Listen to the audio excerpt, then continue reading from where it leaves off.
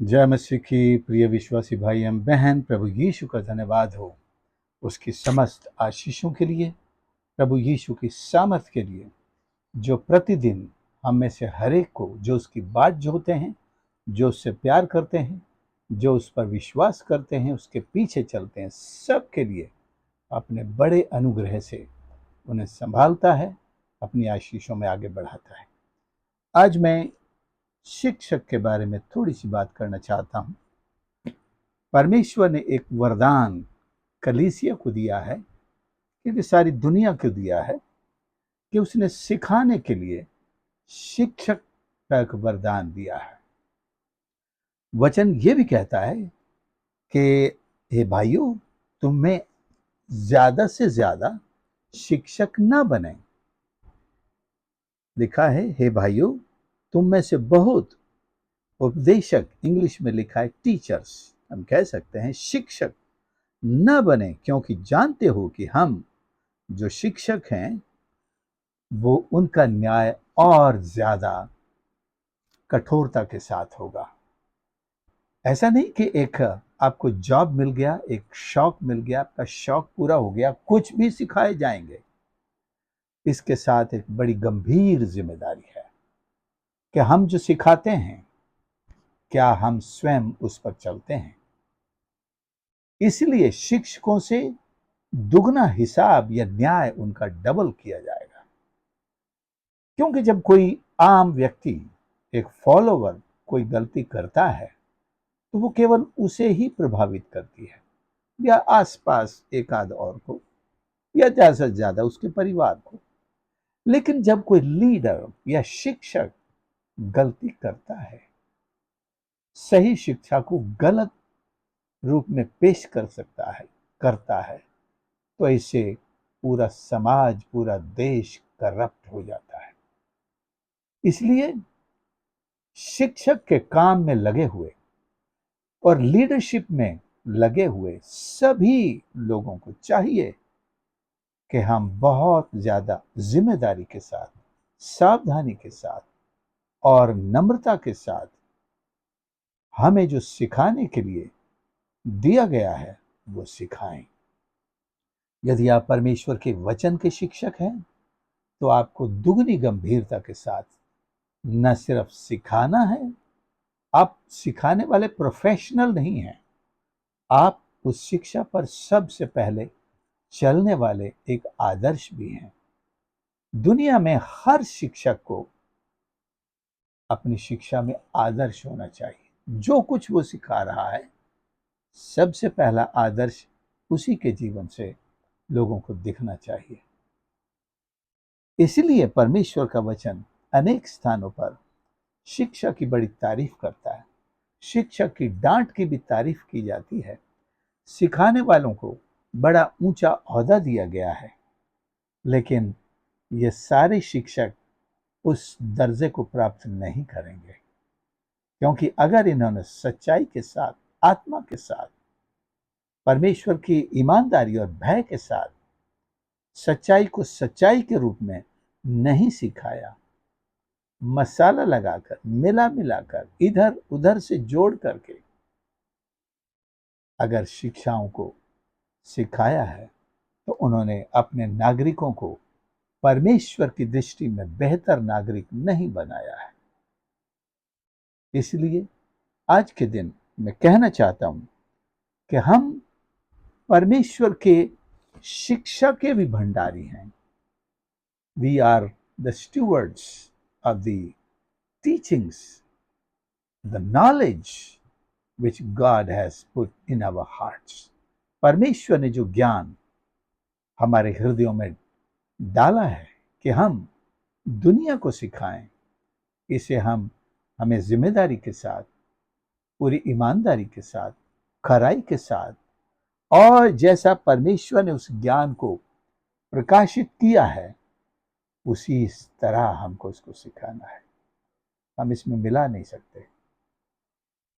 कोई सा भी विषय हो, माने स्कूलों की भी बात करें, यूनिवर्सिटी कॉलेजेस की, मान लीजिए आपको गणित सिखाने के लिए दिया गया है।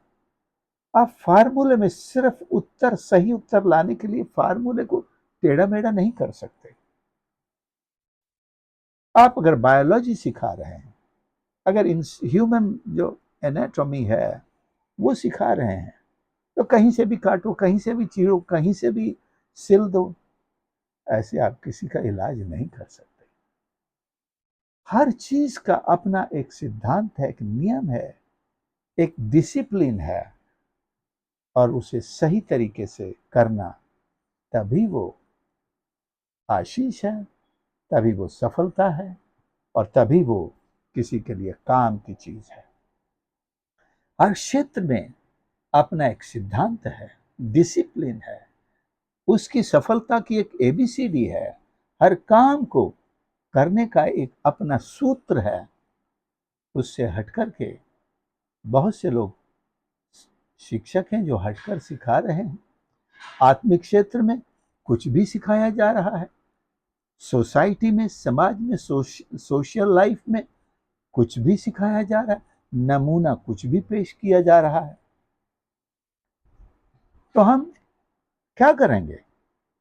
ये ध्यान रखें कि आपको जो आप सिखाते हैं इसका हिसाब देना होगा। We will have to give an account of what we are teaching.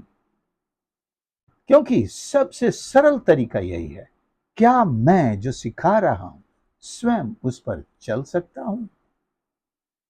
चल सकता ही नहीं, मुझे चल के दिखाना है। मैं क्यों उन लोगों का उदाहरण दूं जो मर चुके 100 सैकड़ों साल पहले? ये जो चीज आज मैं एक शिक्षक सिखा रहा हूं, इसका उदाहरण देखना है तो आज से 5 साल पहले उस व्यक्ति का जीवन देखो। कोई नहीं जानता, भूल चुके हैं, हमको नहीं पता, किताबों में ढूंढना पड़ेगा। अब चाहिए हमें आदर्श हमारी आंखों के सामने, इधर उधर कहां ढूंढे हम? टीचर ही सबके लिए सबसे आसान, एक्सेसिबल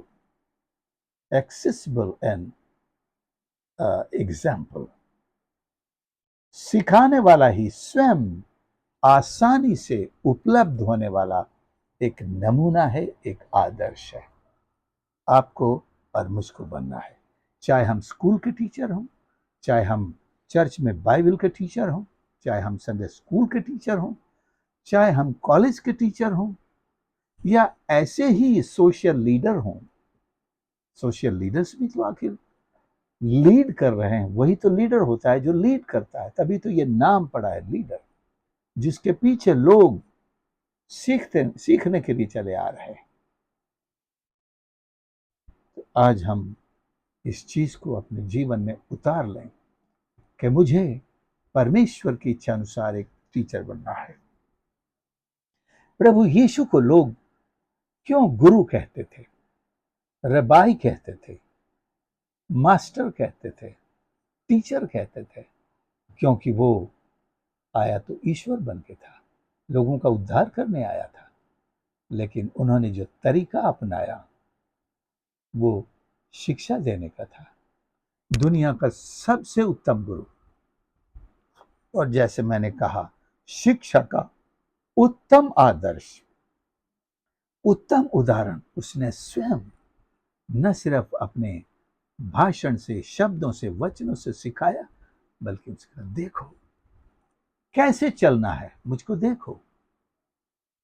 इसलिए उनके शिष्यों में भी हिम्मत आई, वो भी उसकी शिक्षा देने से पहले खुद उस शिक्षा पर चले, चलकर दिखाया और कहा, तुम मेरी सी चाल चलो जैसी मैं प्रभु यीशु की चाल चलता हूं। आज दुनिया में ऐसे ही शिक्षकों की जरूरत है। हम उन्हीं से सीखना चाहते हैं जो स्वयं उस शिक्षा पर चलते हों जो सिखा रहे हों। कोई दारू पीने वाला कहे दारू बिल्कुल नहीं पीना, छूना भी मत, कौन सीखेगा? एक सिगरेट पीने वाला अपने बच्चों से कहे बिल्कुल मत पीना बेटा, सिगरेट पीने से कलेजा जलता है, गरीबी आती है, हेल्थ डाउन होता है, लेकिन कोई नहीं मानेगा जब तक कि आप स्वयं उस शिक्षा पर नहीं चलेंगे। बड़ा मुश्किल है, लेकिन कुछ भी असंभव नहीं। मुश्किल हो सकता है, हर चीज के लिए मेहनत लगती है, संघर्ष लगता है, लेकिन असंभव नहीं है। हम ये आज प्रण कर लें कि मैं जो सिखाऊंगा उस पर चलूंगा।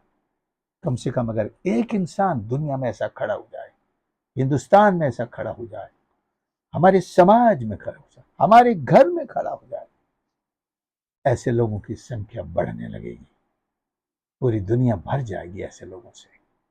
प्रभु हमारी मदद करे कि हम जो दूसरों को सिखाना चाहते हैं, पहले स्वयं उस पर चलें। यही तो गोल्डन रूल है। मत्ती 7:12 में जो गोल्डन रूल कहा गया है, स्वर्णिम नियम, आदर्श, जैसा तुम चाहते हो कि लोग तुम्हारे साथ करें, वैसा तुम उनके साथ करो। मैं कैसा चाहता हूं कि लोग सीखें, मैं वो सीखूं और मैं उस पर चलूं। मेरा आदर्श, मैं दूसरे किसी आदर्श का किताबों से उनकी बायोग्राफीज पढ़ने के लिए प्रेरित नहीं करूं, बल्कि मैं अपने आदर्श को दिखाने के लिए, देखने के लिए लोगों को प्रेरित करूं। मुझको देखो, मुझको देखो। निश्चय हम एक सफल समाज और एक सफल राष्ट्र बना सकेंगे, एक ऐसी पीढ़ी तैयार कर सकेंगे जो सत्य को न सिर्फ जानती है, बल्कि सत्य पर ही चलती है। आइए प्रार्थना करें। प्यारे प्रभु हमारे परमेश्वर, हम धन्यवाद करते हैं आपके इस पवित्र वचन के लिए, जो प्रभु हमसे मांग करता है कि हम आपके वचन के शिक्षक यदि हैं तो उस पर पहले स्वयं चलें, एक आदर्श बनकर ही हम दूसरों को सिखाएं, और ऐसे आदर्श से हमारा पूरा समाज भर जाए, हमारा देश भर जाए। सबको आशीष कर और उत्तम शिक्षा देने का एक अनुग्रह प्रदान कर। तेरे वचन एक उत्तम विषय है प्रभु, उत्तम जीवन इन्हीं में है। उत्तम समाज तेरे वचन से ही बन सकता है, एक उत्तम देश आपके पवित्र वचन से ही बन सकता है। सहायता और मदद कर प्रभु तेरे दासों की, जिनके हाथ में तेरा वचन सिखाने की जिम्मेदारी है। सहायता कर, प्रार्थना प्रभु यीशु के नाम से मांगते हैं, आमीन। प्रभु आप सबको आशीष करे। आपने संदेश को सुना है, जरूर दूसरों के साथ शेयर करें, और आपके लाइक्स और कमेंट्स हमारे कमेंट बॉक्स में जरूर लिखें। और यदि कोई प्रार्थना का निवेदन है वो भी जरूर लिखें।